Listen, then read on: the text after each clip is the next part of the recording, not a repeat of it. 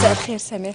محليا كشف الهادي ولد علي وزير الشباب والرياضة أن التقشف لن يمس الملعب الجديد بتيزي وزو الذي يتسع ل50 ألف مقعد، وذلك خلال زيارته اليوم للمركب الجديد، مشيرا أنه جد مرتاح من تقدم الأشغال، مع التأكيد أن تسليمه سيكون في بداية سنة 2017.